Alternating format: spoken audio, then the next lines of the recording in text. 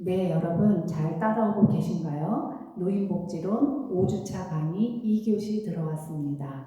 노년기에는 경직성도 증가한다는 얘기인데요. 경직성은 무엇을 얘기하느냐? 융통성과 반대의 개념으로 어떤 태도, 의견, 문제 해결 장면에서 해결 방법이나 행동이 옳지 않거나 이득이 없는데도 불구하고 옛날의 방법을 고수하고 지속하려는 경향을 경직성이라고 합니다.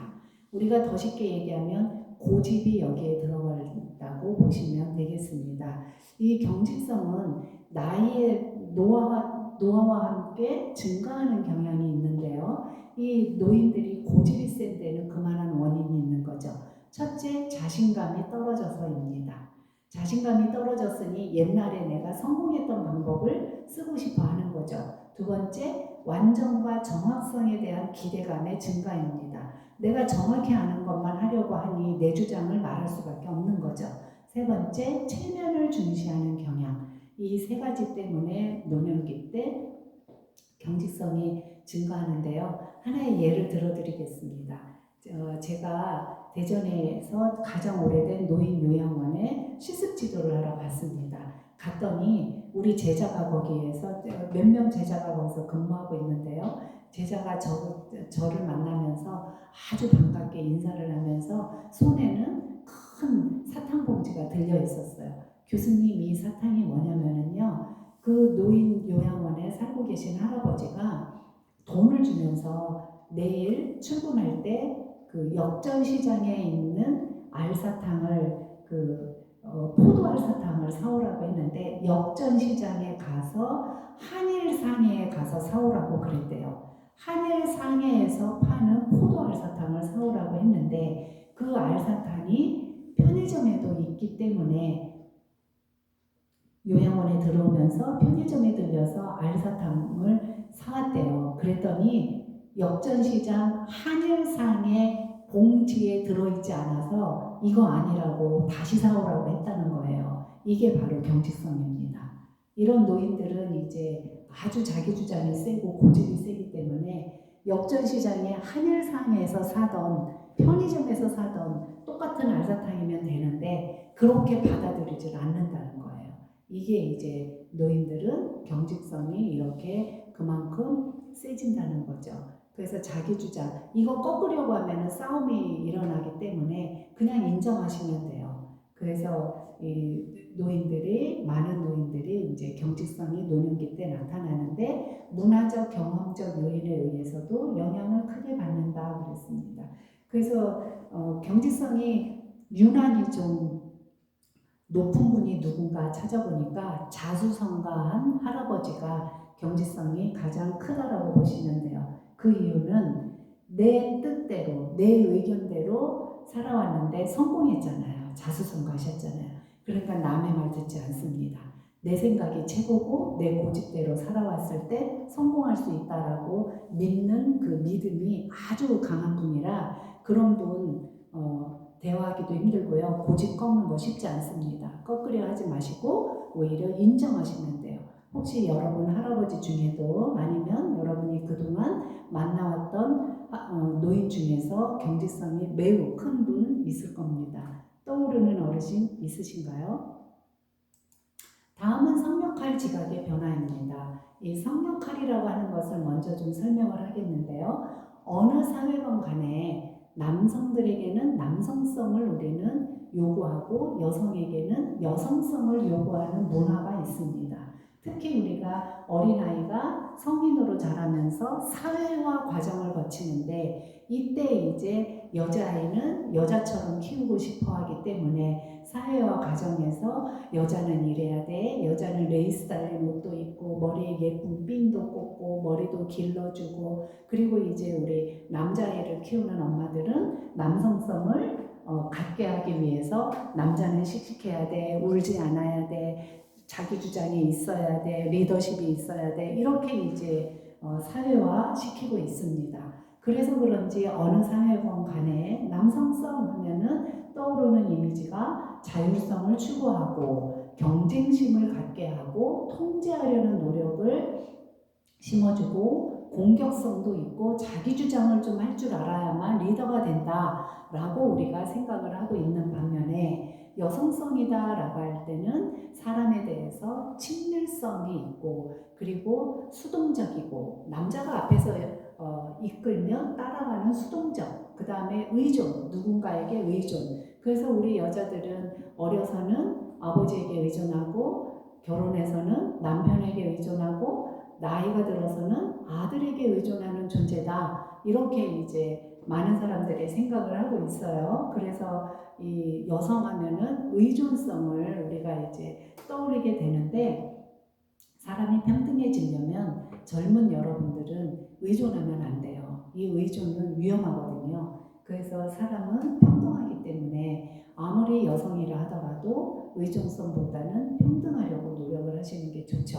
그리고 관계 지향성, 이거는 이제 사람 중심인 거죠. 남자들이 일 중심의 사람이라면 우리 여자들은 사람 중심, 관계 지향성, 그 다음에 타협을 보려고 하지, 여자들은 타협 보려고 하지 공격하려고 하지 않거든요. 그래서 이렇게 어느 사회건 간에 남성성이 있고 여성성이 있는데 노년기 때는 자기에게 억제되어 있던 행동 특징들을 표현하려고 한다는 거예요. 예를 든다면 이런 남성성을 가지고 남자가 살아왔는데 노인이 되었어요. 그러면 억제되어 있던 게 여성성일 거고 우리 여자도 마찬가지로 여자로 살아오면서 여성성을 다 썼습니다. 그런데 노인이 됐어요. 그런데 내 안에도 남성성이 있죠. 그래서 억제되어 있던 남성성을 표현하고 싶어 한다는 거예요. 그래서 노년기에 살펴봤더니 남성 노인들은 여성성이 증가한 거예요. 친밀성이 증가하고 의존성, 관계지향성. 그래서 할아버지들이 드라마 보면서 우는 모습, 이거는 나이 들었다는 거예요. 혹시 여러분 아버님께서 드라마 보면서 눈물을 짓고 여러분들에게 애정 표현을 하신다면 우리 아빠가 이제 노인이 되려고 하는구나, 나이가 드셨구나 하고 이해하시면 되고요. 자녀의 역할은 그런 아버지를 연민의 정으로 안아드리는 게 자녀의 역할이 맞지 않나 이렇게 생각합니다. 남성 노인이 이런 여성성이 증가하는 반면에 우리 여성 노인들은 공격성, 자기주장성, 자기중심성, 권위주의 성향이 증가한다 그랬어요. 그래서 은퇴한 할아버지가 퇴직금 관리는 대부분 할머니가 하죠. 그리고 할머니한테 잘 보여야 맛있는 것도 얻어먹는다. 우리가 이제 우스갯소리로 하죠. 왜냐하면 할머니하고 사이가 나빠지면 손해보는 게 할아버지거든요. 그러니 당연히 할머니에게 의존하게 되는 거고 관계가 이제 좋게 하려고 노력을 하게 되죠. 그런 반면에 할머니들은 목소리가 커져서 집안의 대소사 일도 다 할머니가 결정하고 할머니가 돈도 있고 이러니 이제 노년기 때 뒤바뀌더라. 이것을 성역할이 변화됐다라고 표현을 한 겁니다. 그런데 이제 노인이 되면 성차가 줄어들게 된다. 이 뜻은 남성에게도 여성성이 있고 여성에게도 남성성이 있기 때문에 성별로 인한 차이가 줄어들게 됐고 양성적인 노인이 적응에 유리하다. 그러니까 두 가지 성을 남성이라고 해서 남성성만 있는 게 아니라 남성성, 여성성을 다 가지고 있고 여성 노인도 남성성, 남성성을 다 가지고 있는 노인들이 오히려 적응을 잘하더라 이렇게 우리가 본 겁니다. 다음은 이제 친숙한 사물에 대한 애착심인데 나이가 들면 옛날 물건 버리지 않습니다. 그 이유는 그 물건 안에 자기의 청춘이 녹아있다라고 생각을 하기 때문이에요. 그래서 노인들은 지금까지 살아왔던 집, 추억이 있는 물건과 가재도구, 사진, 골동품, 일용품 이런 것에 이제 각별한 감정을 갖게 되는데 그 이유는 세상과 생활은 변해도 자신의 주변은, 내 주변은 변하지 않는다는 것을 느낌으로써 정서적인 안정감을 느껴보려고 물건을 버리지 않는다는 거예요. 이거는 정말 중요합니다. 그런데 젊은이가 이런 어른들의 이런 심리를 모르고 분리배출하는 날 분리수거장에다가 안 쓰는 물건, 오래된 물건, 다 고장난 물건 다 갖다 버리면 큰일 납니다. 그래서 이제 노인들은 이렇게 쓰지 않더라도 오래된 거라도 망가졌더라도 버리지 않아요. 그래서 젊은 세대와 오해와 충돌이 발생한다 제가 썼는데요. 제가 기독교 복지관에 노인들 대상으로 회상 치료를 하러 다닌 적이 있어요. 회상 치료 옛날 물건 중에 마음이 특별히 가는 물건 하나씩을 가지고 오시라고 해서 그걸로 프로그램을 진행한 적이 있는데 80이 되신 할머니가 시집 올 때 가지고 왔던 경대가 뭔지 아세요? 조그마한 화장대입니다. 그 화장대하고 시집 올 때 갖고 온 크림, 영양 크림, 구루무라고 하는 거예요. 구루무. 그게 일본 발음인데 크림을 발음이 안 돼서 구루무라고 하시더라고요. 그 크림통을 가지고 오신 거예요. 정말 너무너무 놀랐어요, 제가. 지금도 버리지 않고 갖고 있는 거예요. 이렇게 이제 노인들은 친숙한 사물에 대해서 애착을 가지고 있다라는 겁니다. 잘 알아두시면 좋겠고요. 그리고 이제 특히 이사하는 것에 거부감을 느낍니다. 그래서 시골에서 아무리 자녀들이 도시에서 성공을 했다 하더라도 시골에서 이제 노인들이 따라가지 않고 혼자 사시는 게 바로 이제 이사를 싫어하시기 때문입니다. 정든 집을 떠나려고 하지 않는 거죠.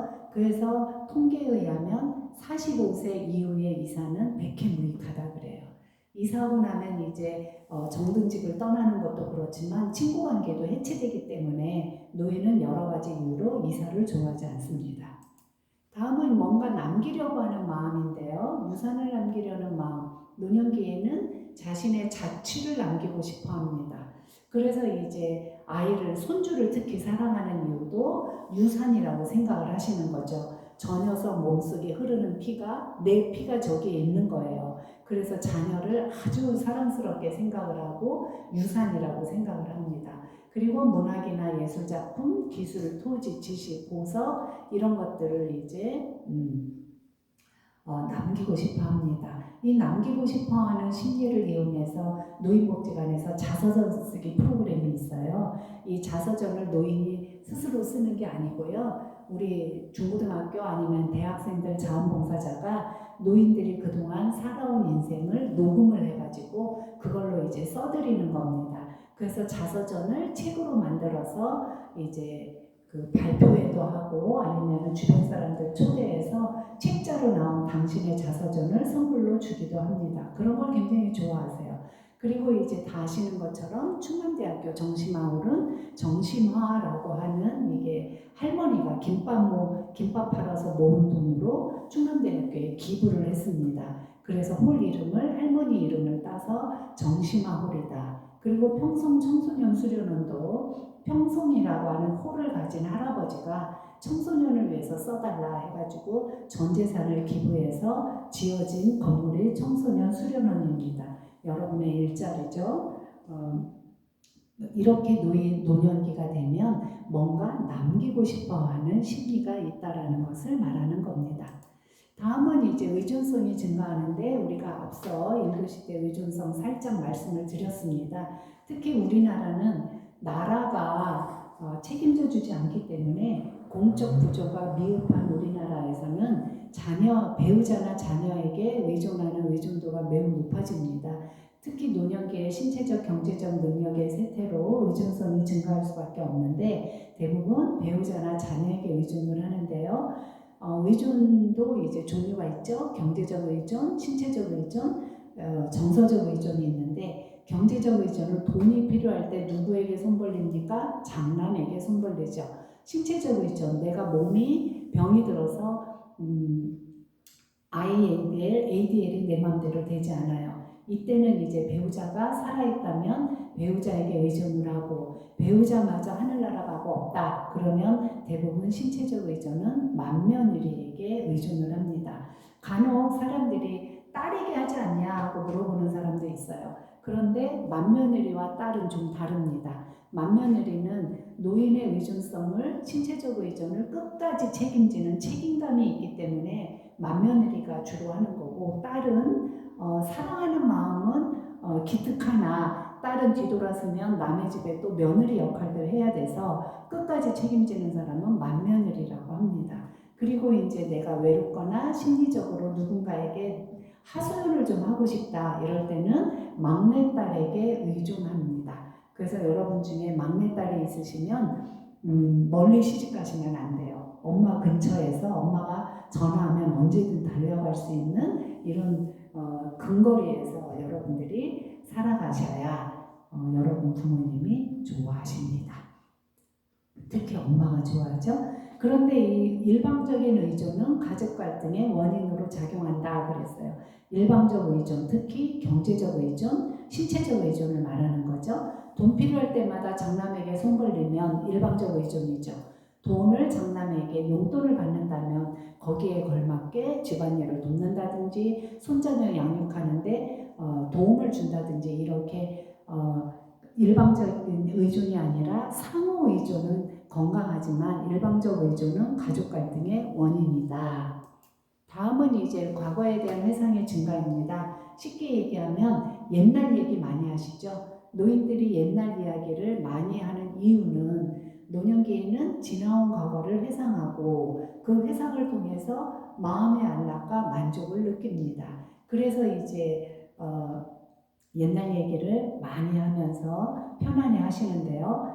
노년기가 실제로 현실적으로 심리적 에너지를 쏟을 일이 많지 않기 때문에 과거의 상황과 결과에 대한 회고와 평가에 관심을 둡니다. 이게 이제 노년기이기 때문에 할 수 있는 일들이죠. 그런데 노인들이 옛날 얘기를 많이 하는 것은 오히려 긍정적인 의미가 있다라는 거예요. 이 긍정적인 의미 두 가지인데요. 현재의 자존감을 높여주는 기능을 하고 있고요.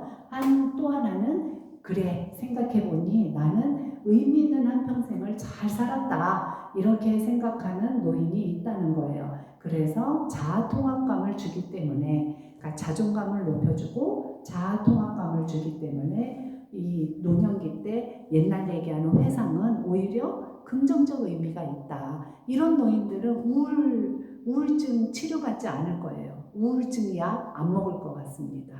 그리고 이제 이런 회상은 기본적으로 지나온 나의 인생을 돌아보면서 긍정적인 결론을 얻고 싶어 하기 때문에 옛날 얘기 하시는 거예요. 그러면 우리의 역할은 뭘까요? 우리 할아버지나 할머니가 옛날 얘기를 이렇게 하실 때 우리는 맞장구 쳐드리면 됩니다.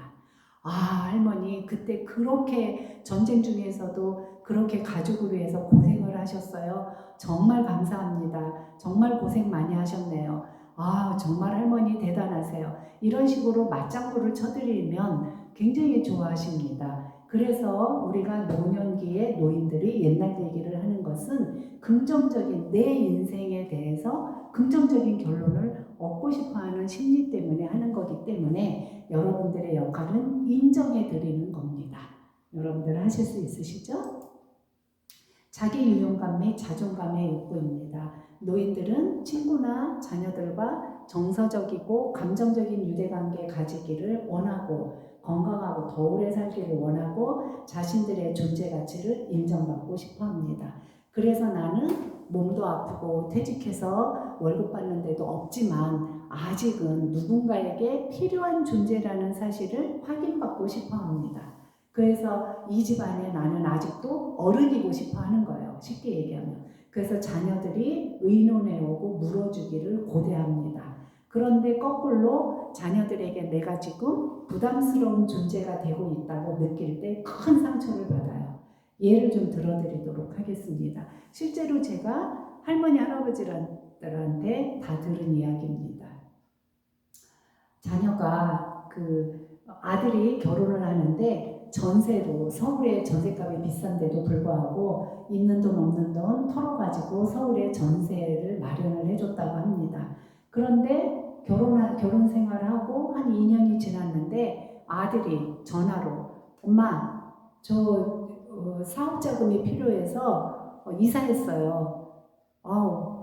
월세로 집을 좀 옮겼습니다. 그러더래요. 그 결혼할 때 해준 전세를 사업자금이 필요해서 전세 자금을 사업자금에 쓰고 그 월세로 이사를 했다는 얘기인데 이렇게 의논하지 않고 이미 일을 다 저지르고 나서 통보해 줄 때 그렇게 서운하더라는 얘기예요. 그리고 또 어떤 할머니가 또 이야기했습니다. 손녀가 태어나서 너무 예쁘고 사랑스러운데 이 손녀가 초등학교 들어가면서 피아노 학원을 다니더라는 거예요. 그래서 있는 용돈 없는 용돈 다 모아가지고 100만 원이 넘는 피아노를 사줬다고 합니다. 그리고 이제 몇 년이 지나서 그 아들네 집을 가게 되었는데 아들네 집에 갔는데 있어야 될 피아노가 안 보이더라는 거예요. 그래서 며느리한테 애미야 피아노 어디 갔니? 했더니 얘 아무개가 피아노 재미없다고 피아노 학원을 끊어가지고요 피아노 팔았어요 그러더래요. 그때 너무너무 서운했다. 그때 나는 아무것도 아니구나. 내가 이렇게 용돈 모아가지고 피아노를 사줬는데 얘네들은 나를 이 정도밖에 생각하지 않았구나. 그 생각에 굉장히 상처를 받으신 거예요. 그래서 우리가 이제 노인들을 대할 때 아직도 할머니는 우리 집에서 중요한 사람이고 할아버지 의견은 중요하다라는 것을 인식시켜 드릴 때 노인들은 그런 욕구가 있다라는 거죠. 그래서 아직도 나는 할 일이 있고 누군가에게 필요한 존재라는 사실을 확인받고 싶어하는 게 노인의 심리, 자기 유연감에 대한 심리라는 것을 아셨으면 좋겠습니다. 다음은 이제 사회적 노화로 들어가려고 하는데요. 우리가 사회적으로 노화됐다라고 하는 것은 이제 어떻게 이해를 해야 될까요? 사회적 노화의 대표적인 게 은퇴입니다. 그런데 이제 사회화와 연령규범을 먼저 보는 이유는 나이가 들면서 은퇴를 하기 때문이고 이 나이가 들었다고 말을 할 때 노인에게 기대되는 역할과 행동이 있는데 그것을 준비하고 학습시켜주는 게 바로 사회화 과정인데 이런 것을 해주는 데가 사실은 아무 데가 없습니다. 스스로 노인이 되는 역할을 알아야 되고 준비를 해야 되는 게 이제 힘든 거죠. 그래서 이제 서울에 있는 그 교육기관에서 교육받은 참여자가 쓴 글을 제가 좀 여러분들 강의 노트에 있죠? 그대로 올려봤는데 당사자 연구를 하면서 느낀 놀라운 사실은 높은 수준의 성과보다는 구심점을 찾지 못하는 50세대들에게 당사자의 문제를 스스로 찾아가도록 하는 과정 자체에 더 큰 의미가 있다는 것을 알게 되었다는 것이다 하고 실제로 이제 자기의 속내를 드러낸 얘긴데요. 이 당사자의 문제를 스스로 찾아가도록 하는 과정 이게 이제 굉장히 의미 있는 건데 이게 바로 노년기에 필요한 사회화라는 거죠.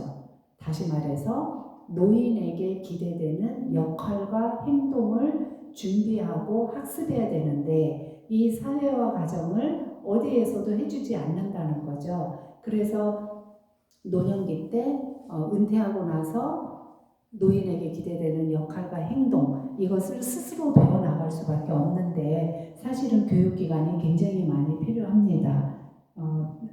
사회적 노화 다음 거 볼까요? 사회적 노화의 특징입니다. 나이가 들어서 노인이 됐더니 사회적으로 노화가 되었는데요. 그 특징이 역할과 지위가 변화되었습니다.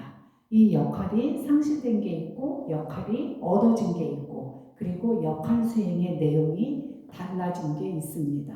볼까요? 노인이 돼가지고 역할을 잃어버린 게 있죠. 직업인, 은퇴했으니까 직업인이 더 이상 아닙니다. 그리고 배우자 사망이 일어났다면 아내가 죽었으면 남편 역할이 상실된 거고 남편이 사망했으면 아내 역할이 상실됐습니다. 이렇게 이제 역할 상실이 제일 먼저 나타나고요. 그 다음에 역할을 획득, 얻은 것도 있습니다. 내가 원치 않아도 손주가 태어나면 할머니나 할아버지라고 하는 조부모가 됩니다. 역할이 하나 획득됐습니다.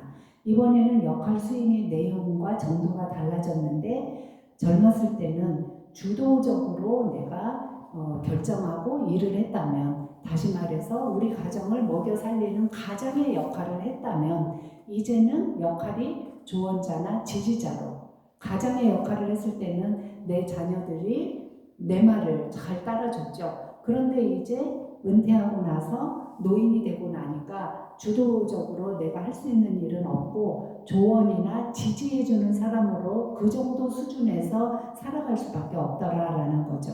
그 다음에 사회적 노화의 특징 세 번째, 자녀의 진수입니다. 이렇게 자녀가 내 품을 떠나고 부부만 남아있을 때 우리는 그 부부를 통크족, 예루 시대 얘기했나요? 빈둥우리 시기다. 이 빈둥우리 시기는 둥우리 안에 엄마와 아빠만 남아있는 것을 빈둥우리 시기라고 하고 통크족이라고 또 전문 용어로 표현을 하기도 합니다. 이게 이제 사회적 노화의 특징입니다. 사회적 노화의 특징 네 번째, 생활환경이 변화되었습니다. 퇴직을 기점으로 시간을 소일하는 장소가 직장에서 가정으로 바뀌게 됩니다. 그랬더니 가정 내에서 이제 새로운 역할 수행이 필요하게 됐죠. 그런데 이 새로운 역할 수행을 잘하지 못했을 때 역할 갈등의 원인이 됩니다. 다시 말하면 특히 우리 남편들이 가장의 역할을 했고 직장인으로서 근무를 할 때는 아버지 중심으로 가정이 돌아왔고 아버지께서 밖에서 열심히 일할 수 있도록 엄마는 가사일을 했고 특히 주방일을 주도적으로 했다면 이제 은퇴한 아버지가 가정으로 돌아왔어요. 그렇다면 새로운 역할 수행이 뭘까요? 주방일입니다. 청소도 해야 되고 설거지도 좀 해야 되고 하는데 이러한 새로운 역할 수행을 하지 않는다면 부부간에 이제 갈등의 원인이 되죠.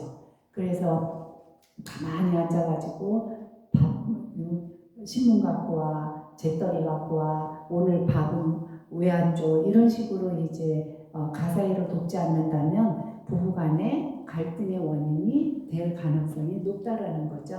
그래서 그리고 이제 퇴직이나 자녀의 진수 후 경제적, 신체적, 문화적, 사회적 여건에 적응하기 위해서 우리는 주거 환경을 바꾸는 부부가 좀 있습니다. 제가 살고 있는 아파트 저희 집 바로 아래층에 오래 살던 사람들이 이사를 가고 새로 이사 온 분들이 계세요. 그런데 이 새로 이사 온 분들이 은퇴하고 나서 할머니 할아버지가 이제 이사를 왔는데 이 할머니 할아버지는 바로 옆 라인에 딸이 살고 있어서 손주들을 돌봐주기 위해서 이사 왔다 그래요. 이렇게 이제 노년기에 주거 환경에 변화를 주는 집들이 굉장히 많죠. 이 주거 환경에 45세 이후에 이사는 백해무익한데도 불구하고 우리가 이사를 해야만 살아갈 수 있다면 또 이사를 선택을 할 수밖에 없는데 노년기 때 주거 환경의 변화의 내용을 보니까 주택 규모를 축소해요. 그러니까는 큰 평수의 아파트를 유지할 능력이 안 돼서 작은 평수로 이사를 한다거나 아니면은 직장 근처에 아파트에서 살았었는데 시외로, 교외로 나는 마당 있는 집이 좋아 해서 이제 집값이 싼 도시 근교로 외곽으로 이사를 하는 경우도 있고요. 아니면은 이번에는 나는 어린 시절에 농촌에서 농사 짓는 집에서 태어났는데 정말 은퇴하고 나니까 죽을 때까지 일거리를 가질 수 있는 시골이 좋아 가서 농사 짓는 일을 할 거야 하면은 귀농도 할 수가 있다라는 거죠.